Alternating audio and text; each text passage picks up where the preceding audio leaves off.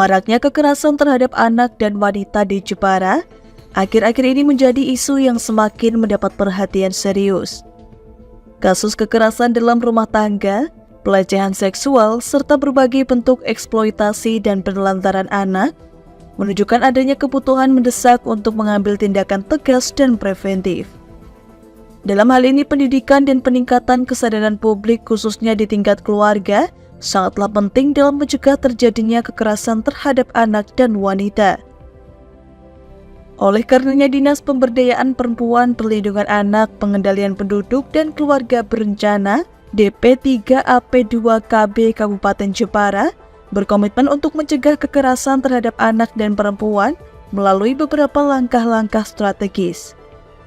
Diharapkan dengan pola penyelesaian yang telah disiapkan tersebut, DP3AP2KB Jepara dapat mengurangi bahkan menghentikan kasus kekerasan terhadap anak dan perempuan, serta menciptakan lingkungan yang lebih aman dan ramah bagi kelompok rentan ini.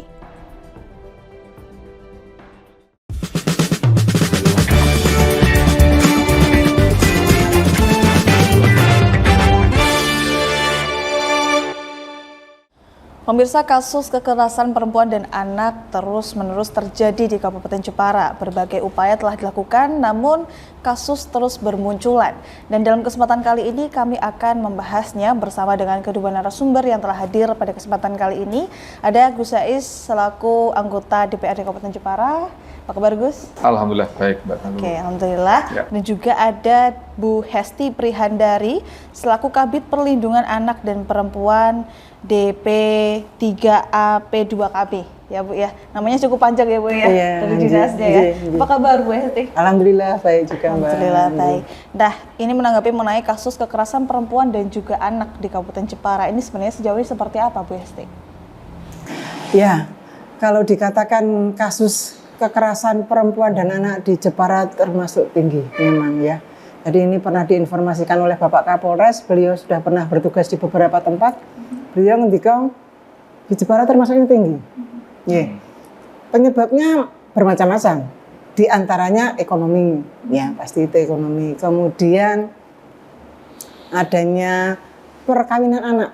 Nah, perkawinan anak itu nanti berimbasnya pada mungkin belum matangnya mereka secara psikologi seperti itu. Kemudian adanya kesenjangan kesetaraan gender antara laki-laki dan perempuan. Laki-laki masih memandang bahwa pihak perempuan itu adalah pihak yang lemah. Jadi mungkin masih bisa dilakukan semena-mena oleh mereka. Nah, kemudian juga masih adanya persepsi bahwa kekerasan perempuan dan anak itu adalah kasus domestik. Hanya urusan rumah tangga yang bukan menjadi urusan kita bersama.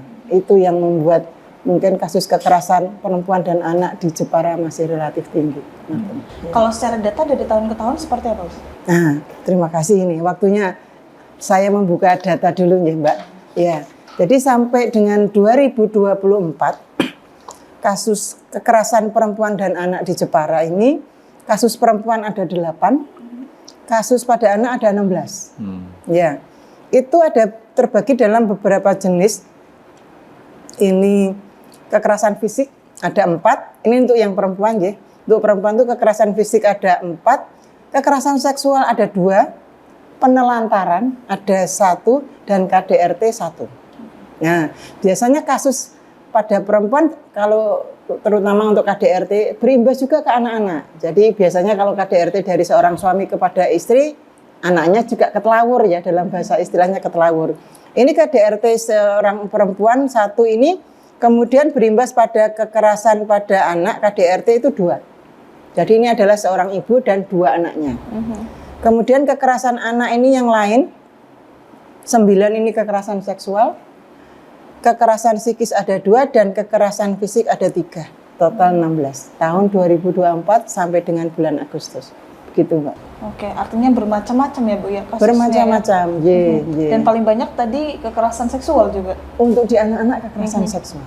Oke, luar biasa. Dalam proses penanganannya seperti apa, Bu, dari dinas sendiri? Ya, kalau kekerasan seksual itu nanti kita ya kasustis ya. Jadi pertama memang kita menerima aduan. Kami kemudian melakukan asesmen Kalau kasusnya itu juga sampai ke ranah hukum, berarti kita juga akan melindungi si korban ini untuk dia juga melindungi dari traumanya. Kita melakukan pendampingan psikologis. Bahkan nanti kalau kemudian ada pemeriksaan, penyidikan kita juga lakukan pendampingan, bahkan nanti sampai ke pengadilan. Nah, kekerasan itu kan juga bisa jadi dilakukan anak terhadap anak. Itu juga ada. Jadi misal dari kasus bullying yang kemudian berlanjut menjadi kasus pidana, ada seperti itu. Kami melindungi dua-duanya, baik anak yang korban maupun anak sebagai pelaku.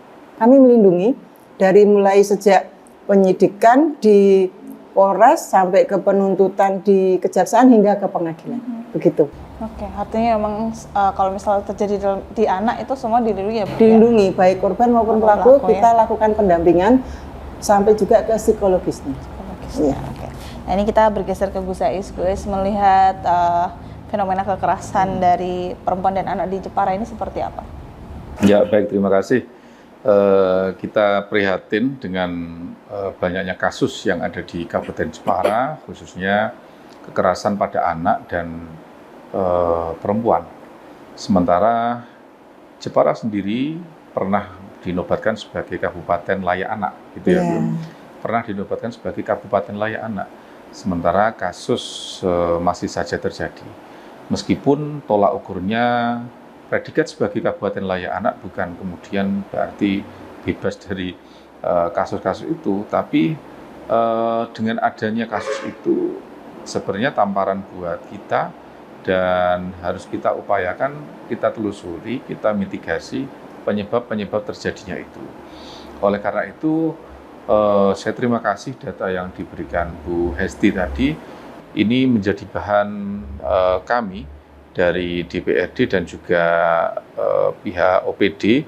Kita akan adakan rapat koordinasi bersama nanti setelah AKD DPRD terbentuk, karena DPRD baru saja terlantik 2 minggu yang lalu dan kita masih dalam proses pembentukan AKD, fraksi, dan pimpinan definitif, sehingga secara tugas pokok fungsi DPRD kita hari ini memang belum bisa berjalan dengan maksimal.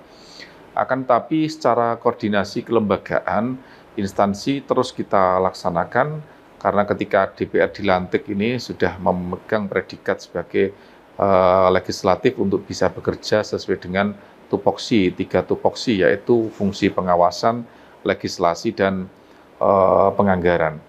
Dalam hal fungsi legislasi, kita sudah pernah merubah Perda nomor 5 tahun 2014 tentang perlindungan anak, dirubah pada, kebetulan saya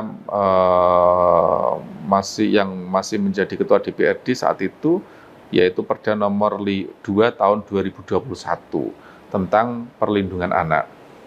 Harapan kami dengan perubahan Perda itu kita semakin prima dalam hal penanganan kasus, khususnya pencegahan kekerasan pada anak. Termasuk amanat dalam Perda itu adalah kita diminta tiap desa ada forum anak, ya Bu. Forum anak di setiap desa itu harus dibentuk, dan belum semuanya desa membentuk forum anak. Termasuk penyediaan anggaran dana desa untuk kegiatan forum anak kan tidak begitu banyak itu. Dengan adanya forum anak itu, kita terus dapat mengupdate isu-isu terkini dan hal-hal yang bisa dicegah di wilayah desa tersebut. Karena desa adalah hal yang skup wilayah paling kecil di tingkat kabupaten ini, yang di bawahnya ada perangkat RW RT. Harapan kami selalu sigap dalam hal pengantisipasi kegiatan anak, menjauhkan anak dari perundungan anak, kemudian termasuk para aparat desa, RT RW, keluarga, bahkan keluarga sendiri harus peka terhadap isu-isu terkini, terhadap situasi psikologi anak. Ketika anak menyampaikan ada hal-hal yang sudah mulai mengarah kepada perundungan, kekerasan, itu segera agar untuk disikapi, tidak bisa dibiarkan. Karena sifat anak itu, mereka tidak terlalu berpikir panjang, tentang persoalan hukum, tentang dampak yang kemudian hari ditimbulkan dari persoalan kekerasan itu. Sehingga kita perlu memberikan edukasi kepada anak, laporkan nak kepada kita, orang tua, kepada siapa pihak-pihak terkait jika ada sesuatu hal. Ini bisa untuk mencegah kekerasan. Kalau sudah terjadi bullying, ya, kekerasan perundungan, akhirnya yaitu titik nila rusak susu sebelanga. Jadi satu persoalan bisa kena dampak semua Jepara, dianggapnya Jepara, semuanya seperti itu dan lain sebagainya. Jadi itu saya kira perlu bersama dalam rangka untuk mencegah kekerasan itu. Selain daripada itu, DPRD tahun ini sudah mulai merumuskan perda, kemarin sudah masuk Propemperda, yaitu perda tentang ketahanan keluarga. Perda ketahanan keluarga menurut saya ini adalah juga bagian daripada lanjutan perda perlindungan anak. Harapan kami ketahanan keluarga ini menjadi hal yang sangat urgent, yang sangat vital, bagaimana keluarga, orang tua melindungi keluarganya itu dari segala bentuk kekerasan, termasuk bukan hanya soal kekerasan, tapi dalam hal ekonomi, meningkatkan taraf ekonomi keluarga.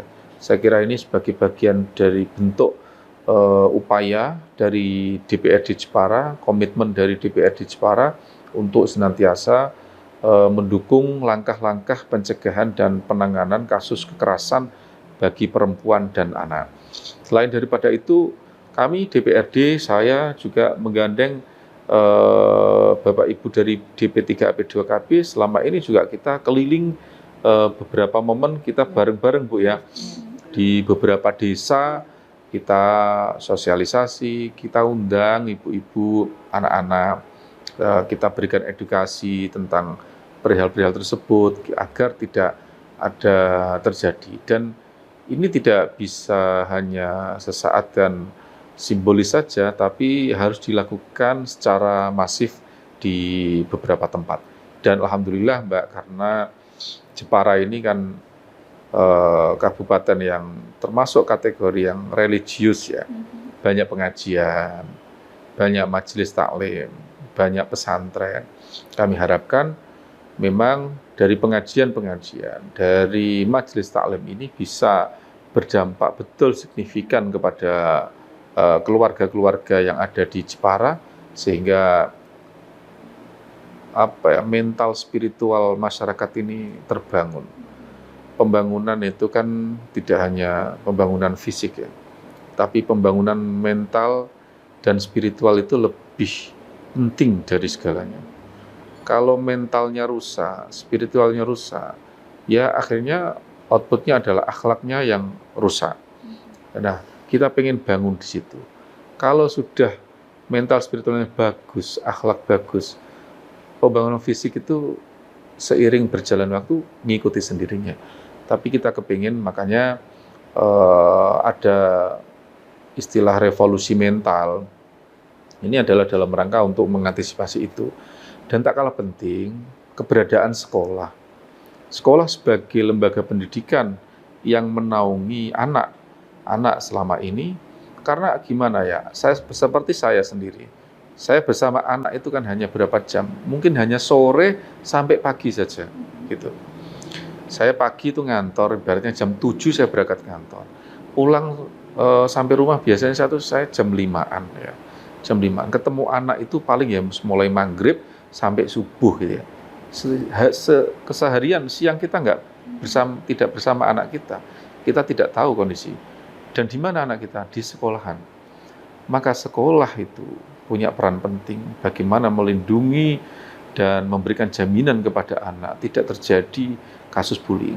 Jangan hanya mengejar jumlah murid saja sekolahan, sementara mengabaikan perlindungan anak dari kekerasan. Maka yang terpenting murid tidak harus banyak, tapi perlindungan, keperhatiannya sekolah kepada anak ini juga sangat penting. Dengan pemberdayaan wali kelas sama BK ini untuk mengantisipasi hal-hal itu tidak terjadi. Itu saja, Pak. Artinya masih banyak PR yang harus diselesaikan ya Gus ya, terkait penanganan kekerasan perempuan dan anak ini. Nah kalau dari actionnya dari dinas sendiri Bu Hesti terkait penanganan kekerasan perempuan dan anak ini seperti apa? Actionnya untuk penanganan atau dari pencegahannya, Mbak? Dari pencegahan dan juga penanganan. Berarti kan kita mulai bisa ada pencegahannya dan penanganan. Kalau pencegahan kita ini seperti bakul jamu. Kalau di P3P, P2KP itu seperti bakul jamu. Jadi kita ya gencar melakukan sosialisasi di berbagai kesempatan. Jadi baik kemarin itu kami juga diundang di Dikpora mengisi pembekalan pada Karang Taruna, kemudian PKK, pertemuan PKK, bahkan kami juga mengadakan pertemuan-pertemuan tadi yang disampaikan oleh Gus Yais, kita kerjasama dengan Pak Purwanto kalau di kami itu mengadakan sosialisasi pelindungan perempuan dan anak, itu kami sudah beberapa kali, itu ya pesertanya tidak hanya perempuan dan anak, karena pelaku kekerasan kan yang laki-lakinya, nah, itu juga yang jadi peserta ya baik laki-laki dan perempuan, itu sasaran sosialisasi kami. Itu yang di pencegahannya. Untuk yang penanganan tadi yang sudah saya sampaikan tadi ya kita menerima aduan dan kami juga membuka hotline, ada hotline-nya. Jadi manakala ada yang melihat, mendengar tentang adanya kasus kekerasan pada anak, tapi mungkin dia mau anonim gitu, kami juga menerima pelaporan melalui WhatsApp, itu 24 jam dalam seminggu buka terus, atau kalau mau datang ke kantor kami juga akan menerimanya pada saat hari kerja jam 7 sampai jam 3. Oke. Nomor hotline-nya berapa ini Bu? Mungkin bisa Nah, sebenarnya tidak apa, saya gunakan. Iya. Karena hotline ini oleh teman kami, itu dipegang oleh teman kami, nanti, nah sekedar ini, saya beberapa kali sudah melakukan sosialisasi, tapi yang namanya sudah tua ini Mbak, kadang nggak hafal, hanya hafal angkanya ada 7777, berderet-deret sekedar. Iya, nah ini. Jadi nanti di setiap kali, pada akhir setiap kali kami melakukan sosialisasi, kami selalu akan mensosialisasikan juga bagaimana cara melapor ke P2TP2A. Kami namanya itu adalah P2TP2A itu Pusat Pelayanan Terpadu Perlindungan Perempuan dan Anak. Jadi itu memang isinya adalah baik dari lintas sektor, tidak hanya perangkat daerah, tapi juga melibatkan lintas swasta. Jadi itu ada himpunan para lembaga bantuan hukum, kemudian ada psikolog dari swasta, tidak hanya dari rumah sakit. Ini nomornya hotline 087 777 867 129. Oke. Itu tadi ya nomor hotline-nya, mungkin bisa dihubungi seperti itu. Oke. Nah, ini yang menarik ini Bu. Ada banyak kasus di luar sana yang mungkin terjadi terhadap kekerasan perempuan dan anak, tapi tidak berani melaporkan. Nah, ini kan jadi PR juga. Tapi tahan dulu Bu, kita akan jeda sejenak. Tetap bersama kami dalam Jaring Asmara, Jaring Aspirasi Masyarakat.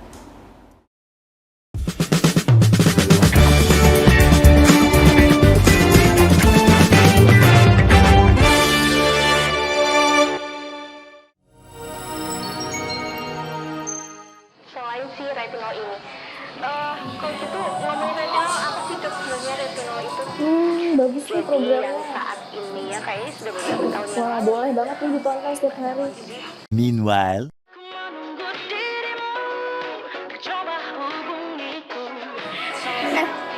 Kamu lagi nonton apa sih dari tadi kok apem-apem mulu? Ini loh lagi nonton program Cantik Sehat di Lingkar TV. Bagus banget nih programnya. Oh ada ya program kayak gitu? Ada loh di programnya di Lingkar TV. Kamu udah tahu kan Lingkar TV? Belum. Kan belum tahu Lingkar TV. Lingkar TV itu TV digital streaming online yang sudah mengantongi izin PSE dari Kominfo dan bisa diakses di HP kalian mestinya. Oh iya? Iya, bagus loh. Coba di-download sekarang. Bentar deh, aku tak coba download dulu. Iya. Selain program Cantik Sehat, kalian juga bisa menonton program lainnya di Lingkar TV dan bisa ditonton kapanpun dan dimanapun kalian berada loh. Gimana, udah bisa? Udah nih, punyaku udah bisa. Punyaku juga udah nih. Oh iya, bagus dong kalau udah download semuanya. Tunggu apa lagi? Sekarang giliran kamu Download aplikasi Lingkar TV di Play Store.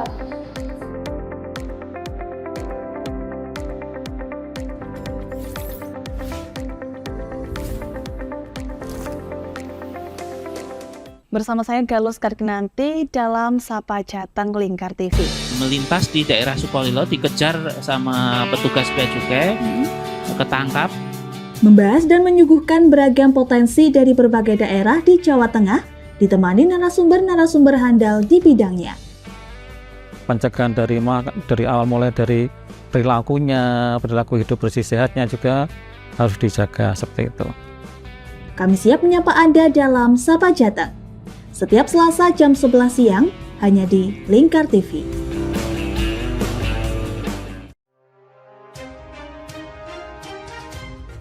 Inilah ketiga anggota komplotan pencuri spesialis pecah kaca mobil setelah melakukan penggelapan 20 sepeda motor dan 2 unit mobil dengan modus retal. Merangkum semua peristiwa sebagai berita yang penuh fakta. Bersama Puji Lestari, saksikan Jateng hari ini setiap Senin hingga Sabtu jam 4 sore hanya di Lingkar TV.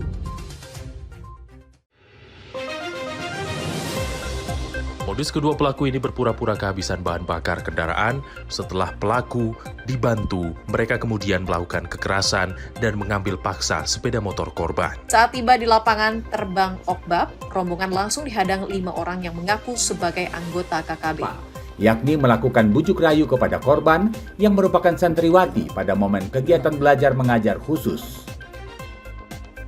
Menyajikan informasi-informasi hangat dan terpercaya bersama Kabar Indonesia setiap Senin hingga Sabtu jam 7 pagi hanya di Lingkar TV.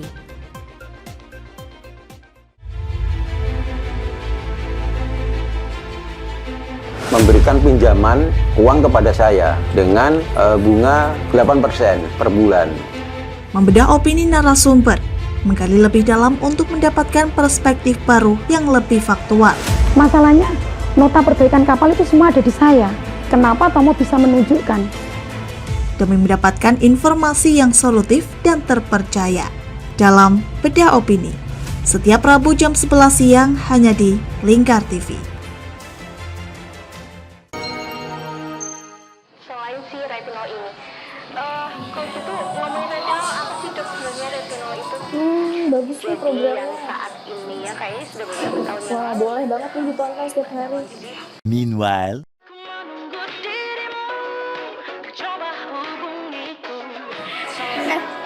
Kamu lagi nonton apa sih dari tadi kok apem-apem mulu? Ini loh lagi nonton program Cantik Sehat di Lingkar TV. Bagus banget nih programnya. Oh ada ya program kayak gitu? Ada loh di programnya di Lingkar TV. Kau udah tahu kan Lingkar TV? Belum. Kan belum tahu Lingkar TV. Lingkar TV itu TV digital streaming online yang sudah mengantongi izin PSE dari Kominfo dan bisa diakses di HP kalian mestinya. Oh iya? Iya, bagus loh. Coba di-download sekarang. Bentar deh, aku tak coba download dulu. Iya. Selain program Cantik Sehat, kalian juga bisa menonton program lainnya di Lingkar TV dan bisa ditonton kapanpun dan dimanapun kalian berada loh. Gimana, udah bisa? Udah nih, punyaku udah bisa. Punyaku juga udah nih. Wah ya, bagus dong kalau udah download semuanya. Tunggu apa lagi? Sekarang giliran kamu download aplikasi Lingkar TV di Play Store.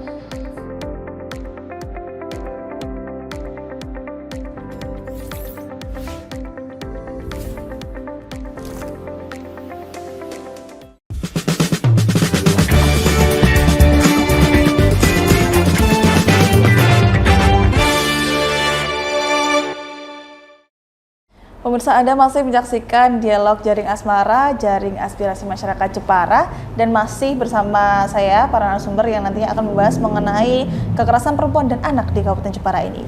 Nah, tadi sempat membahas mengenai pelaporan dari kasus-kasus kekerasan nih Bu, yang mungkin banyak yang tidak berani melaporkan. Itu biasanya seperti apa penanganannya? Ya, terima kasih Mbak Galuh.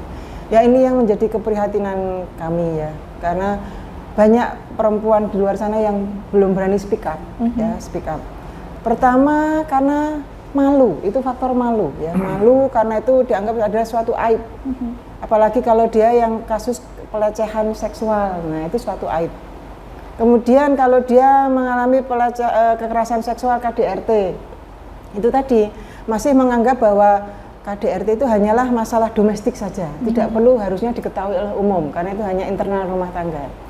Pertama malu, kemudian bisa jadi karena ada ancaman dari pelaku. Karena adanya kekerasan itu kan berarti dari yang superior ke inferior, dia merasa ditekan. Apalagi ini korbannya perempuan dan anak yang memang notabene itu adalah kaum-kaum yang lebih lemah. Nah, seperti itu. Kemudian ada juga yang karena tidak tahu mesti melapor kemana. Nah, itulah tadi gunanya kita melakukan sosialisasi di mana-mana. Kemudian tidak tahu prosesnya seperti apa yang harus dijalani. Bahkan ada juga mungkin kekhawatiran adanya biaya mungkin kalau mengurus seperti itu nanti gek keluar biaya banyak. Nah, itu tapi aslinya seperti apa, Bu? Kalau pelayanan di kami dimanapun, baik nanti sudah di tingkat Polres dimanapun free, kami jalan free, tidak ada sama sekali tidak ada pungutan biaya. Mungkin biayanya ya karena dia harus mondar-mandir saja itu kendaraan mereka, transportasi saja. Iya begitu Mbak Galuh. Iya. Artinya memang sudah dilakukan penekanan tersebut ya Bu ya, ada sosialisasi dan sebagainya. Betul, jadi dalam setiap sosialisasi kami sudah tekankan speak up, berani bicara. Kalau tidak ada yang berani bicara itu tidak akan bisa memutus mata rantai. Kemudian tidak akan memberikan efek jerah bagi pelaku. Dia akan terus melakukan perbuatan. Kalau seorang suami melakukan KDRT selama tidak ada speak up, ya KDRT terus seperti itu. Dan sebenarnya masalah-masalah kekerasan ini yang paling banyak penyebabnya ini memang faktor ekonomi ya Bu ya? Faktor ekonomi. Kemudian kalau KDRT, ini yang di Jepara kadang unik guys, karena minuman keras ya. Yang kasus yang kami tangani itu, yang tadi saya sampaikan seorang ibu, kemudian 2 anaknya menjadi korban KDRT dari suami. Setiap kali suami itu mengkonsumsi minuman keras, nah itu terjadi KDRT dan itu sudah dijalani sampai 11 tahun selama masa perkawinan. Nah akhirnya karena yang kasus terakhir itu dia sampai ketakutan lari ke kebun singkong 2 hari tidak makan, kemudian dilaporkan kepada perangkat laporkan kepada kami, akhirnya kita lakukan penanganan melibatkan baik Pak Camat, dari Babinsa, Babin Kaptipmas, kita libatkan semua dan dinas sosial. Nah ini Bu, untuk proses penanganan dari kasus kekerasan perempuan anak ini seperti apa? Ya, kalau kekerasan itu tadi kan bedakan kekerasan perempuan, kekerasan anak. Kalau kekerasan perempuan seringnya KDRT. Ya, kekerasan KDRT itu tadi ya tidak setiap kasus KDRT kan terus penyelesaiannya harus dengan cerai. Tidak, kita seringkali hanya melakukan mediasi saja. Ya, mediasi saja karena pada dasarnya mungkin mereka hanya berkonflik, kemudian mungkin karena sedang sama-sama panas, nah kemudian terjadi KDRT, kemudian kita lakukan mediasi penyuluhan, biasanya akan kembali baik, Jadi kadang ada kasus lucu KDRT, si istri ini sudah agak lebih melek hukum, dia sudah menghubungi LBH, Lembaga Bantuan Hukum. Kemudian datang ke kami, si istri ini didampingi LBH, kemudian kami datangkan juga pihak suami. Kita lakukan mediasi. Awal-awal mereka itu yang masih dengan nada tinggi, masih melanjutkan berantemnya itu masih di tempat kami melakukan konseling. Tapi pada akhirnya baik lagi. Pulang ya sudah, mereka sudah mesra lagi, sudah gandengan lagi. Jadi ya kalau seperti itu kami sebagai konselor ya alhamdulillah hanya berharap kasus yang seperti itu tidak berulang.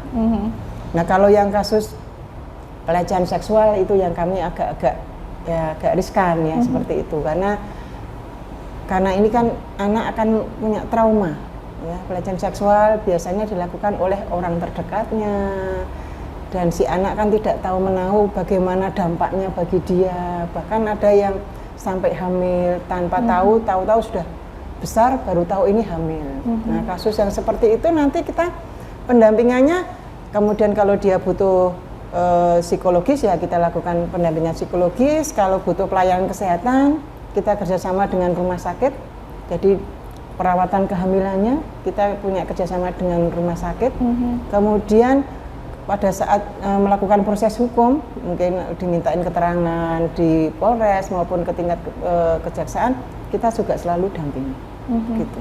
Artinya ada proses pendampingan lebih lanjut ya Bu? Dari awal kita lakukan pendampingan bahkan sampai akhir, bahkan sesudah kasus itu diputus, kami tetap keep contact, selalu memantau, kemudian sering anjak sana, ya dengan membawa kita ada bantuan sosial sedikit begitu, kita tetap selalu memantau, walaupun sudah diputus kasus-kasus yang lama 2023 kami masih tetap memantau. Misal korban perkosaan yang sudah melahirkan, kemudian kembali ke sekolah, kita pantau bagaimana sekolahnya, bagaimana kelanjutannya. Mudah-mudahan si anak ini bisa dapat melanjutkan hidupnya dengan baik. Gitu. Oke. Tadi yang dibilang Gus Hais, PR-nya juga ada di orang tua dan juga sekolah. Betul. Kalau dari dinas sendiri Bu Hesti sendiri menanggapi hal tersebut seperti apa? Ya, jadi tadi sudah sampaikan di Gus Hais, seharusnya sekolah itu menjadi tempat aman bagi anak-anak. Ya. Kalau di sekolah itu seringkali kasusnya bullying, perundungan, ya. Perundungan itu terjadinya di mana? Di sekolah justru. Di sekolah, tapi memang yang di luar pengawasan guru biasanya. Nah, memang harusnya perundungan itu, bullying sudah dihilangkan sejak mulai dari dini. Kita mungkin memandang perundungan itu kasus yang biasa, poyok-poyokan, body shaming, memanggil dut atau teng atau apapun itu sudah suatu bentuk bullying. Untuk yang ringan mungkin bisa dianggap bercanda. Tapi kalau yang agak berat, mungkin itu menyinggung, itu menjadi depresi. Ya, bisa menjadi depresi. Nah, kemudian kepada orang tua, betul memang harus ada perda ketahanan keluarga itu Gus. Karena keluarga itu harusnya bisa menjadi tempat pulang, tempat curhat seorang anak. Janganlah dia kemudian curhatnya ke temannya yang justru mungkin malah memberikan saran yang tidak mestinya. Harusnya pulangnya ke orang tuanya. Ciptakan suasana keluarga itu yang anak itu merasa nyaman, ada shoulder to cry on, ya. Karena kami saat ini sedang mendampingi kasus ya, yang sangat prihatin. Jadi ini keluarga sudah lama, dia mengaku ini seorang anak laki-laki, mengatakan datang ke kami, kemudian mengatakan keluarganya berkonflik sudah sekian lama, bahkan setahun terakhir bapak ibunya pisah rumah, dan dia merasa bapak saya itu saya nggak tahu, bapak saya itu nggak tahu saya itu sekolah di mana, kelas berapa, bapak saya nggak tahu. Ibunya sakit, bapaknya pun mungkin nggak tahu. Ya, kemudian karena dia tidak ada tempat untuk curhat. Nah, ini akhirnya yang salahnya. Dia curhatnya ke orang lain, yang lainnya itu non sewu, sesama laki-laki. Jatuhnya ini anak menjadi homo. Jadi dari keluarga yang broken, dia akhirnya menjadi LGBT. Nah, alhamdulillah kok ya si anak ini sadar bahwa dia salah. Datanglah ke kami, kemudian kami putus supaya dia harus berani untuk berkata tidak pada si pasangannya tadi, dan sampai saat ini kami lakukan pendampingan untuk konsultasi ke dokter spesialis kesehatan jiwa, psikiater. Kami dampingi. Karena si anak ini kami tanya, kamu pengen didampingi bapak atau ibu? Enggak. Karena dia masih merasa bapak ibu itu bukan sosok yang bisa menjadi tempat dia bersandar. Jadi dia malah lebih percaya pada kami untuk mendampingi.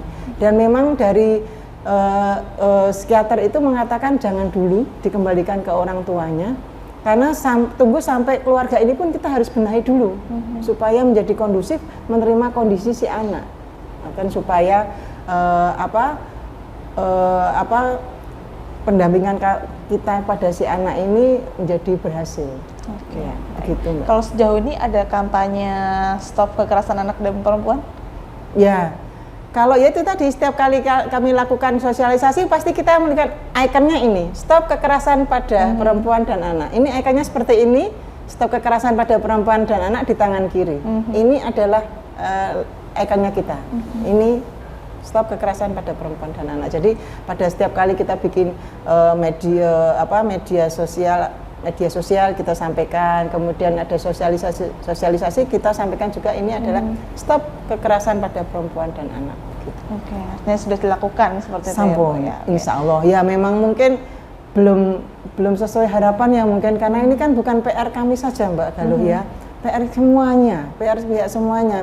Kalau hanya kita yang bergerak, aduh kita ini bukan siapa-siapa, harus dibantu dari banyak pihak. Oke. Kalau dari Gus Saiz ada upaya yang perlu dilakukan untuk mengkampanyekan stop kekerasan perempuan dan anak ini? Iya, saya kira kita harus mengambil peran semuanya sesuai dengan wilayah dan tugas kita masing-masing dalam mengkampanyekan stop kekerasan itu. Hal ini tidak cukup dilakukan oleh Dinas DP3AP2KP saja, tapi semua kita, para tokoh agama melalui dakwahnya, kemudian DPRD melalui konstituen-konstituennya, dan tak kalah penting adalah keluarganya. Maka stop kekerasan ini harus terus dikampanyekan.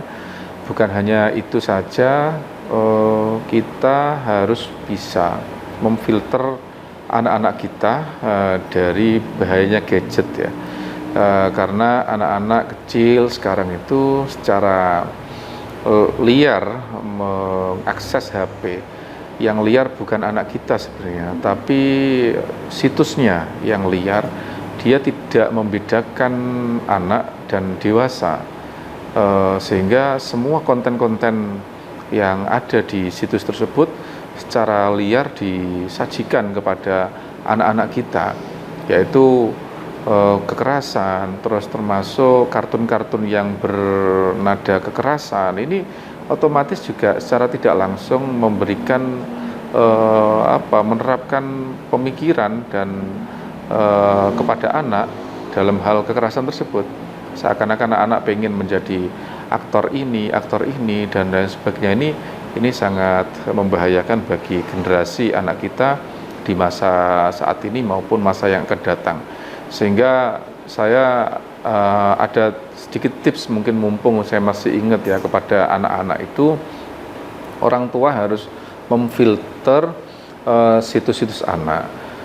Berikan gadget kepada anak satu sewajarnya, waktunya juga secukupnya. Tak kalah penting adalah akunnya itu harus syukur bisa langsung koneksi kepada orang tua, atau diberikan pengaturan yang khusus untuk anak-anak saja. HP anak saya itu akunnya itu terkoneksi dengan saya. Jadi setiap anak saya mau mendownload aplikasi apapun itu pasti sampai ke HP saya. Tanpa saya mengizinkan, anak saya tidak bisa untuk mendownload situs itu. Contohnya seperti itu. Dan juga saya filter pengaturan HP anak saya adalah khusus untuk anak-anak. YouTube ya YouTube Kids gitu, hanya untuk anak. Meskipun kadang anak berontak yang masih, kalau yang udah ada gede itu dia tahu, kalau sudah anak kecil ya tahunya memang YouTube Kids itu disajikan hanya YouTube yang anak-anak saja. Itu pun masih kadang di situs-situ kebocoran. Saya pernah menemukan ya kekerasan atau apa yang mungkin tidak relevan pada anak, tapi setidaknya kita mencegah, meminimalisir. Nah, ini yang ramai diperbincangkan adalah ada wacana pemerintahan Australia itu menerapkan bahwa anak di bawah 16 tahun itu tidak boleh bermain sosmed. Oh ya? Nah, ini banyak netizen yang ini kalau misal diterapkan di Indonesia bisa nggak sih seperti itu? Atau memang sebahaya itu sosmed untuk anak-anak, Bu Hesti dan juga Pak Gus Saiz? Ya, menurut saya begitu. Untuk anak loh ya, untuk anak saya kira mandorotnya lebih banyak. Kita bicara kalau manfaatnya ya banyak, tapi mandorotnya saya lihat kok lebih banyak. Sehingga kalau orang tua tidak betul-betul selektif dan mengetati anak itu, ya akan terjadi kemandorotan yang lebih besar kepada anak-anak kita semua. Kalau ada wacana itu saya sih setuju, jadi ada pembatasan lah ya, pembatasan, bukan larangan kan, itu kan hanya pembatasan. Jadi ini penting untuk menyelamatkan generasi kita. Oke. Kalau Bu Hesti ada tambahan lagi, Bu? Ya, kita ini sepertinya anak-anak mulai terbiasa pakai handphone, gadget itu karena COVID ya. Karena COVID waktu itu kan karena sekolah kemudian daring, mau tidak mau mereka masing-masing anak punya HP, punya laptop, paling tidak handphone akhirnya untuk bisa melakukan pembelajaran daring. Tapi terus kemudian kebablasan tadi, makanya butuh pembatasan. kalau lebih bagus lagi pembatasannya ada regulasi ya Gus Ais ya. Jadi memang harus supaya itu ada pressure-nya kepada keluarga orang tuanya. Kalau untuk saat ini belum dilaksanakan, belum ada regulasi itu mungkin memang tadi yang sudah dilaksanakan oleh Gus Ais ke putra-putrinya. Ada aplikasi kok, ada aplikasi yang misal kita buka di Play Store, kontrol HP anak itu bisa untuk membatasi bahwa untuk usia di bawah 13 tahun itu bisa. Seperti itu, tinggal ya namanya handphone itu smartphone ya, kita juga harus smart juga, dia pintar, kita juga harus smart untuk menggunakannya, mengontrol supaya ini memang yang layak untuk anak saja yang bisa mereka akses gitu. Oke, artinya proteksi itu penting sekali ya Bu ya terhadap anak, apalagi orang tua yang mungkin karir gitu ya Bu ya, jarang di rumah kayak gitu mungkin seperti itu. Nah, ini yang tantangannya nih Bu, yang biasanya ditemukan di lapangan seperti apa? Apalagi kalau mungkin di pedesaan yang jauh dari sadar hukum dan sebagainya itu seperti apa? Tapi tahan dulu Bu, kita akan jeda sejenak. Pemirsa tetap bersama kami dalam dialog Jaring Asmara, Jaring Aspirasi Masyarakat Jepara.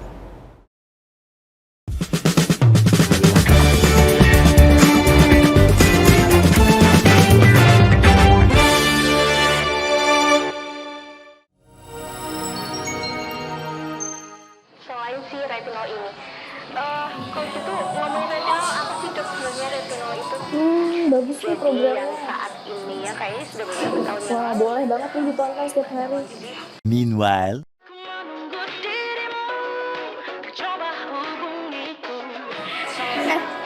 Kamu lagi nonton apa sih dari tadi kok apem-apem mulu? Ini loh lagi nonton program Cantik Sehat di Lingkar TV. Bagus banget nih programnya. Oh, ada ya program kayak gitu? Ada loh di programnya di Lingkar TV. Kau udah tahu kan Lingkar TV? Belum. Kan belum tahu Lingkar TV. Lingkar TV itu TV digital streaming online yang sudah mengantongi izin PSE dari Kominfo dan bisa diakses di HP kalian mestinya. Oh iya? Iya, bagus loh. Coba di-download sekarang. Bentar deh, aku tak coba download dulu. Iya. Selain program Cantik Sehat, kalian juga bisa menonton program lainnya di Lingkar TV dan bisa ditonton kapanpun dan dimanapun kalian berada loh. Gimana, udah bisa? Udah nih, punyaku udah bisa. Punyaku juga udah nih. Wah ya, bagus dong kalau udah download semuanya. Tunggu apa lagi? Sekarang giliran kamu download aplikasi Lingkar TV di Play Store.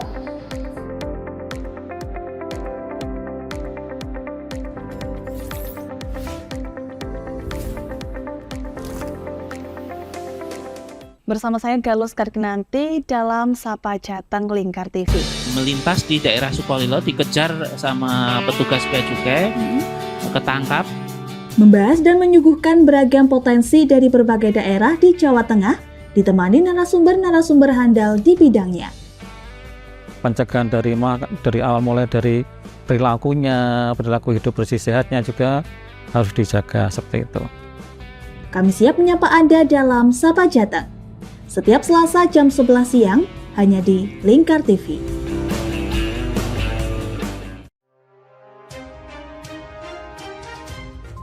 Inilah ketiga anggota komplotan pencuri spesialis pecah kaca mobil setelah melakukan penggelapan 20 sepeda motor dan 2 unit mobil dengan modus retal.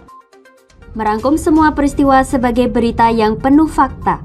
Bersama Puji Lestari, saksikan Jateng hari ini setiap Senin hingga Sabtu jam 4 sore hanya di Lingkar TV.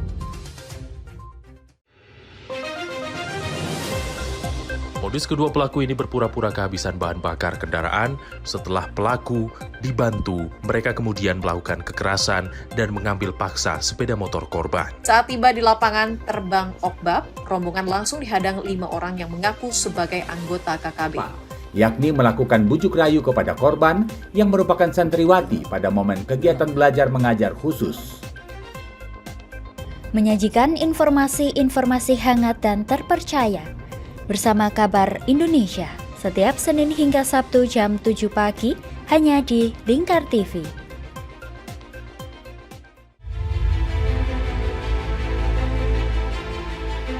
Memberikan pinjaman uang kepada saya dengan bunga 8% per bulan.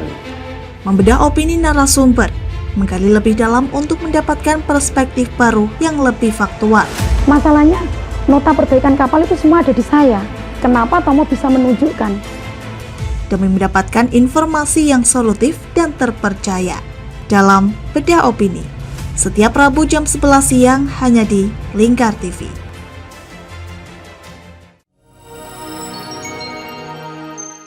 Selain si retinol ini, kalau gitu ngomongin retinol, apa sih dok sebenarnya retinol itu?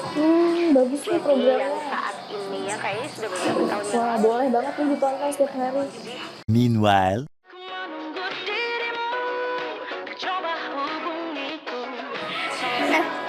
Kamu lagi nonton apa sih dari tadi kok apem-apem mulu? Ini loh lagi nonton program Cantik Sehat di Lingkar TV. Bagus banget nih programnya. Oh ada ya program kayak gitu? Ada loh di programnya di Lingkar TV. Kau udah tahu kan Lingkar TV? Belum. Kan belum tahu Lingkar TV. Lingkar TV itu TV digital streaming online yang sudah mengantongi izin PSE dari Kominfo dan bisa diakses di HP kalian mestinya. Oh iya? Iya, bagus loh. Coba di download sekarang. Bentar deh, aku tak coba download dulu. Iya. Selain program Cantik Sehat, kalian juga bisa menonton program lainnya di Lingkar TV dan bisa ditonton kapanpun dan dimanapun kalian berada loh. Gimana, udah bisa? Udah nih, punyaku udah bisa. Punyaku juga udah nih. Wah ya, bagus dong kalau udah download semuanya. Tunggu apa lagi? Sekarang giliran kamu download aplikasi Lingkar TV di Play Store.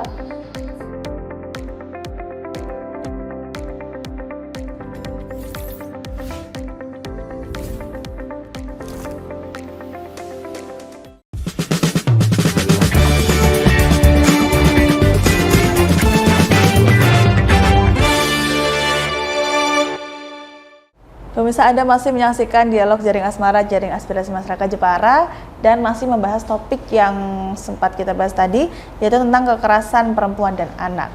Kita ke Bu Hesti. Bu Hesti, ini tantangan yang dihadapi selaku dari dinas sendiri untuk menangani kasus-kasus yang mungkin ada di pedesaan ini, Bu. Kan mereka biasanya kurang sadar hukum juga seperti itu. Ya, ya itu tadi. Tantangannya pertama kali karena kadang kekerasan, bullying terutama kadang masih dianggap hal yang biasa. Itu kalau yang itu tidak hanya di desa, di kota-kota juga iya. Kalau yang di desa itu biasanya kami ke arah apa ya? Tentang masih adanya pernikahan dini. Ya, mereka masih menikahkan anak-anaknya di bawah umur, di bawah ketentuan undang-undang perkawinan. Nah, kalau yang sudah perkawinan di bawah umur atau mungkin yang karena MBA kalau istilah sekarang juga, nah itu banyak sekali. Jadi juga kasus-kasus seperti itu kan akhirnya menikahnya karena terpaksa. Mereka tidak ada bekal kematangan psikologis, kematangan fisik. Nah itu kemudian mereka dalam menjalani rumah tangga mungkin kemudian akan menjadi tekanan ekonomi. Kemudian juga belum adanya kematangan psikologis. Itu karena belum, kalau mungkin sudah dewasa, adanya tekanan ekonomi, mereka bisa menyikapinya dengan lebih dewasa, gitu. Tapi kalau sudah usia masih labil, kemudian ada pressure, mereka nggak kuat. Mereka pelampiasan kemana? Ya fisik, akhirnya mainnya KDRT saja, KDRT. KDRT itu tidak hanya fisik ya, karena namanya KDRT psikis kan juga ada. Jadi pembunuhan karakter dengan mengeluarkan mungkin kebun binatang keluar semua. Kemudian kekerasan dengan berupa penelantaran ya. Jadi kemudian dia merasa tidak mampu ditinggal pergi saja. Itu juga suatu bentuk KDRT. Nah, itu kalau langkah di kami itu sebenarnya sudah ada istilahnya namanya PUP, pendewasaan usia perkawinan. Di Jepara ini kita punya program nikah keren. Pernikahan walaupun di Undang-Undang Perkawinan yang terbaru nomor 16 2019 kan usia minimal menikah baik perempuan maupun laki-laki 19. Tapi dalam program nikah keren kami mematok usia 21 untuk perempuan dan 25 untuk laki-laki sebagai usia matang menikah. Itu yang program kami. Kalau dari situ kemudian harapannya ya KDRT menurun. Angka-angka stunting juga akhirnya akan turun karena si ibu ini sudah lebih matang dalam mengasuh anaknya, tumbuh kembang anaknya, itu juga ada harapan untuk bisa menekan angka stunting. Banyak dengan adanya pendewasaan usia perkawinan, harapannya banyak. Iya, biasa. Nah ini terakhir Bu, harapannya untuk nanti di Kabupaten Jepara ini minim kekerasan perempuan dan anak seperti apa? Ya, memang semuanya harus pakai mimpi ya. Mimpinya sih memang harusnya tidak ada kekerasan perempuan dan anak, itu mimpi. Tapi memang semuanya cita-cita kan harus dengan mimpi. Nah, kalau dari mimpi itu bisa-bisanya menekan seminimal mungkin, ya. Kemudian harapannya juga tumbuh kesadaran bersama pada masyarakat kita perlunya perlindungan perempuan dan anak. Dan khusus untuk perempuan, pertama mereka harus berani speak up. Dan yang kedua, janganlah perempuan menjadi pelaku perundungan bagi sesama perempuan juga. Nah, itu harapannya. Jadi kadang kan namanya netizen Indonesia plus 62 itu kadang malah lebih ganas daripada jadi mereka sudah dalam keadaan terpuruk, mungkin malah bukannya ikut empati, kadang malah ada yang melakukan perundungan lagi, begitu Mbak Galuh. Oke, makasih. Gus Saiz, menambahkan harapannya? Ya, saya kira harapannya tentu bersih dari segala bentuk kekerasan di Jepara. Oleh karena itu perlu upaya bersama. Salah satunya adalah sebagai manifestasi yang jauh ke depan adalah dengan peningkatan pendidikan, kualitas pendidikan, sama perbaikan perekonomian bagi masyarakat. Ini saya yakin kalau pendidikan bagus, semakin tinggi, kekerasan itu semakin kecil. Kedua, masalah perekonomian, semakin kita ayem, ekonomi ayem, duit ayem, itu juga minim kekerasan. Sehingga dua pokok ini bagian daripada faktor munculnya kekerasan itu. Saya kira kita harus upaya bersama bagaimana meningkatkan taraf pendidikan bagi keluarga kita dan taraf perekonomian bagi keluarga kita, dan tentu dengan upaya pemerintah, DPR, kita akan terus menuju ke sana dalam rangka meningkatkan taraf pendidikan dan ekonomi yang lebih baik bagi masyarakat Kabupaten Jepara. Oke, baik. Terima kasih Bu Hesti dan juga Gus Saiz telah berdialog dengan kami, dan semoga setelah ini dari tayangan ini bisa menambah wawasan bagi pemirsa dan juga masyarakat Kabupaten Jepara. Dan ingat tetap mengkampanyekan untuk stop kekerasan pada perempuan dan anak. Dan akhirnya saya Galuh Sarnanti beserta kerabat kerja yang bertugas pamit dari teman Anda. Terima kasih telah menyaksikan dialog Jaring Asmara, Jaring Aspirasi Masyarakat Jepara, dan terus saksikan dialog Jaring Asmara hanya di Lingkar TV. Sampai jumpa di episode-episode selanjutnya.